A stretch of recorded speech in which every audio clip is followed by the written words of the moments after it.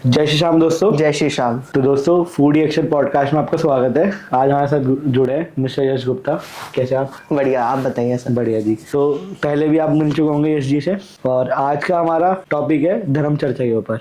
जैसे इनका पेज है धर्म के ऊपर। तो यश जी आप ये बताइए, 22 तारीख को हमारी राम जन्मभूमि पे महा उत्सव होने जा रहा है, उसके बारे में आपका क्या कहना है? देखिए, सबसे बड़ी बात तो ये है कि जो 22 जनवरी का दिन है ना, वो सबसे बड़ी बात तो ये मायने रखती है कि हमारी 500 सालों की प्रतीक्षा का दिन है। न जाने कितने हमारे पूर्वज, कितने लोगों ने अपने बलिदान दिया, तब जाकर ये दिन अब हमारे लिए आया है।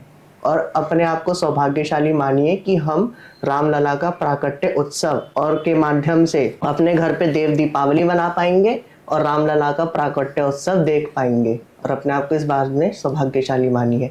और 22 जनवरी का दिन मैं तो यही कहूँगा कि सभी अपने घर को खूब प्रकाशित करें, खूब दीप जलाएं और भगवान की खूब आरती वंदना स्तुति करें, और उस दिन को हमेशा यादगार बनाइए।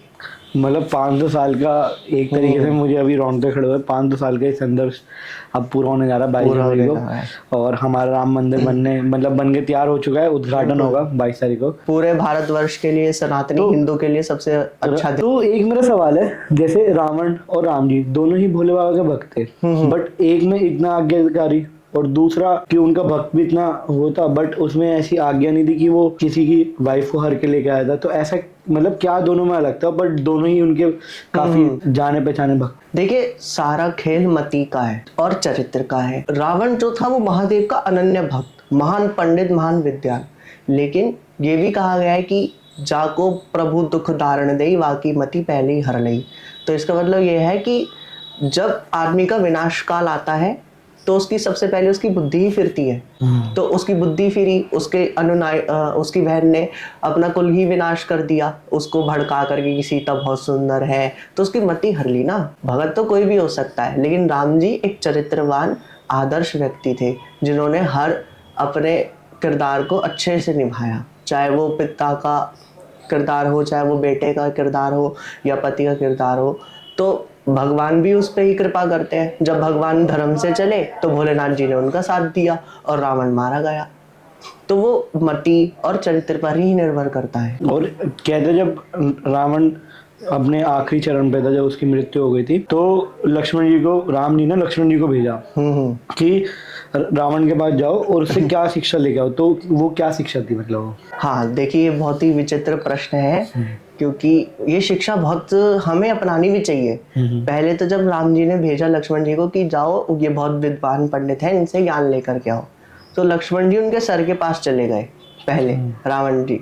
तो रावण से कहा कि आपको ना, मेरे भाई ने भेजा है, राम जी ने, तो आप मुझे कुछ ज्ञान की बातें बताइए। तो रावण ने कहा कि रावण ने कुछ नहीं कहा, रावण मौन रहा। तो लक्ष्मण जी वापस जाते हैं राम जी के पास, कहते कि इन्होंने तो कुछ ज्ञान ही नहीं बताया। तो कहा कि तुम किस साइड गए थे उनके उस पे? तो कह रहे वो सर की साइड पे गए थे। तो कहा कि जब किसी से ज्ञान लेने जाते तो क्या उसके सर पे चढ़ के ज्ञान लेते हैं? नहीं, उनके चरण के पास जाइए, तब उनसे प्रार्थना करके तब भी नहीं लीजिए। तो ये पहला पाठ ग्रामीण ने पढ़ा है कि गुरु के चरणों में ही ज्ञान मिलता है। इसलिए जब वो गए तो रावण ने बताया कि मृत्यु का कारण ये था, राम की विजय इसलिए हुई क्योंकि उसका भाई उसके साथ था, और मेरी हार इसलिए हुई क्योंकि मेरा भाई मेरे साथ नहीं था। जी, मेरे एक सवाल और था।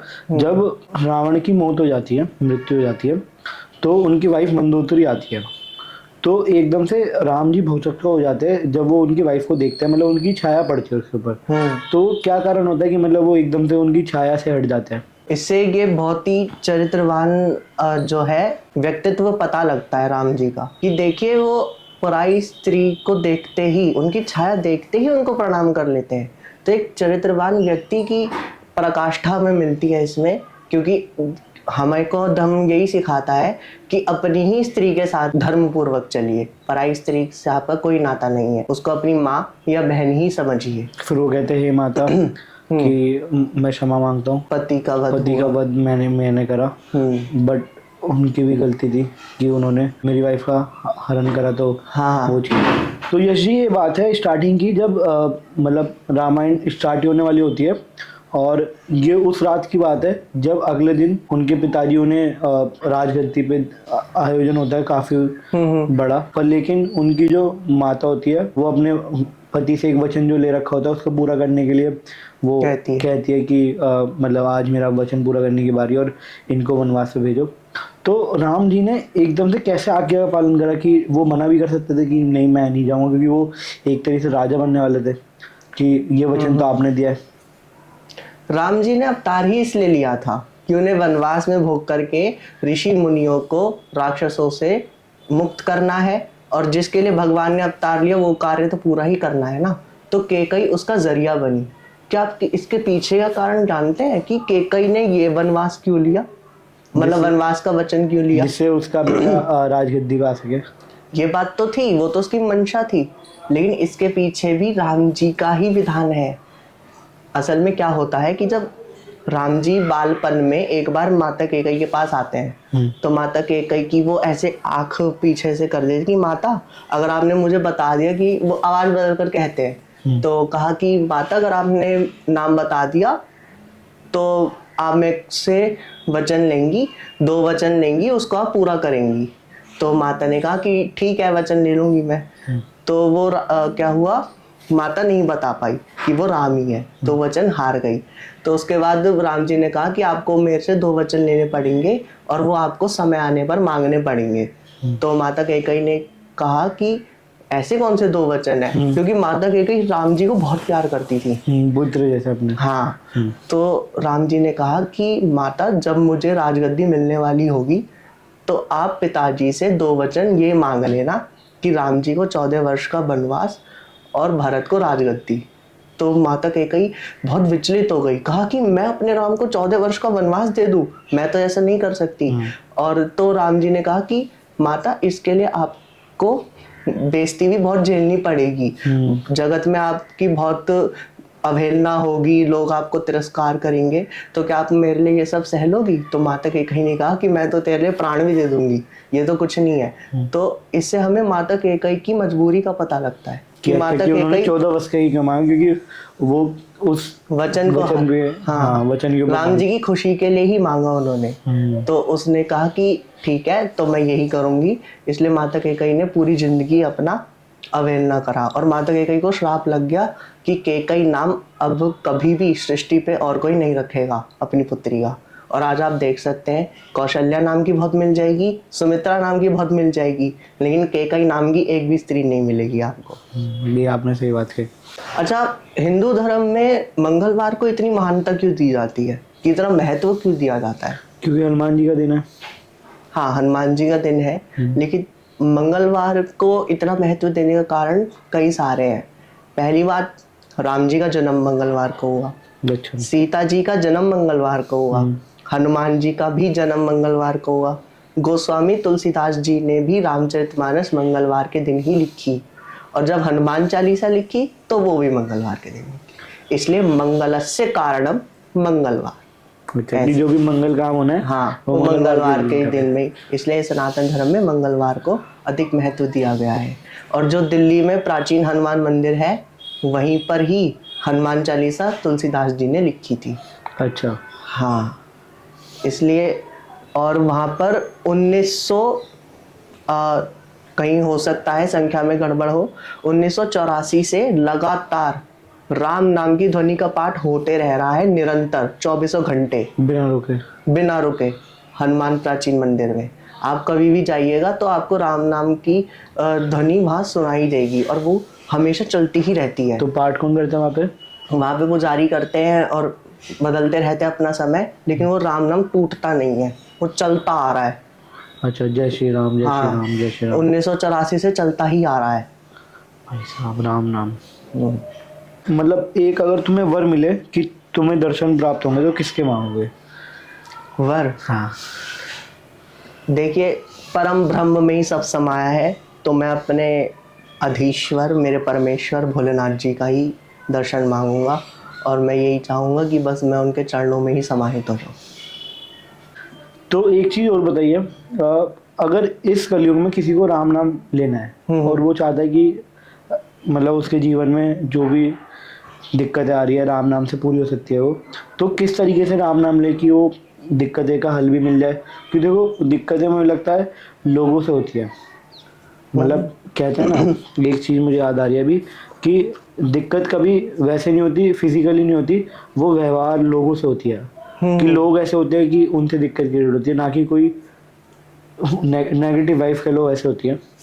देखिए तो सबसे बड़ी बात तो यह है कि दिक्कत हमारे मन का भ्रम है।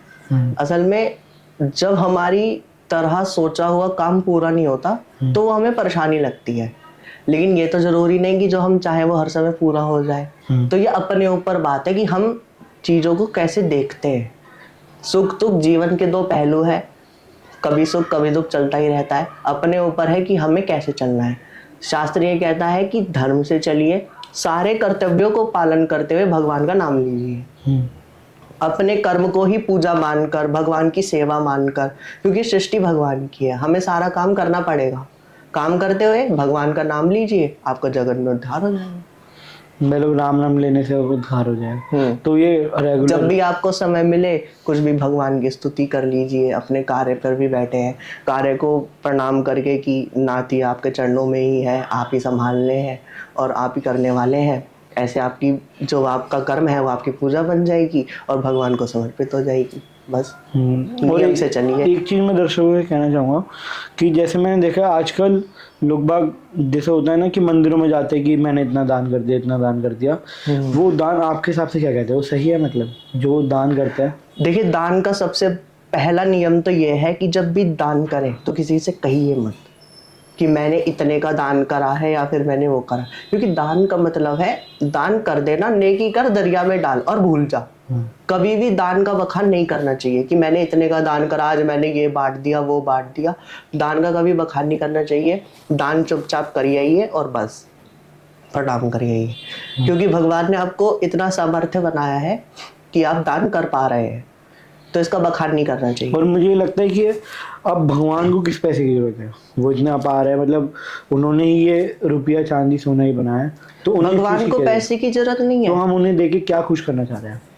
नहीं, देखिए जो भी भक्तजन दान पात्र में पैसा डालता है असल में वो कार्यरत मंदिर के ही आता है, क्योंकि मंदिर को भी तो कहीं ना कहीं से चाहिए ना पैसा आगे बढ़ाने के लिए। तो वो धर्म कार्य में लग जाता है कि जैसे भोजन प्रसादी है या फिर जागरण कथा सत्संग है, तो वो उन्हीं कार्यों में लग जाता है। भगवान को तो क्या ही चाहिए, भगवान हमेशा को तो जब भी भाव दान करे चाहिए। गुप्त दान करे। गुप्त दान करे, कभी भी बखान ना करे। और बाकी आप खुद से दान करना चाहते हैं कि मंदिर में ना करके तो कुछ भंडारा है सेवा में कुछ पार्ट भी, ले सकते हाँ हैं। दान तो आप, क्योंकि धन पवित्र किए दान, इसलिए धन पवित्र मतलब? दान करने से धन पवित्र होता है। अच्छा, कि मतलब जो पवित्र धन होता है मतलब वो नहीं रहता। हाँ, एक तरीके से, क्योंकि दान करने से जैसे हमने पैसा कमाया झूठ सच जो भी बोल करके, तो अगर हमने उसे दान सेवा में लगा दिया तो हमारा धन पवित्र हो जाता है। और मन पवित्र किए हरि भजन से, हरि भजन करने से मन की सारी अपवित्रता मलिनता सब धुल जाती है। तो चलो यहीं पे दोस्तों पॉडकास्ट को एंड करते हैं, और ऐसी ही नई नई पॉडकास्ट में आपका स्वागत रहेगा और आपको लाते रहेंगे इस पेज पे। वीडियो अच्छी लगी तो लाइक करें, कमेंट करें, शेयर करें और मिलते हैं। थैंक यू भाई। जय श्री श्याम मित्रों।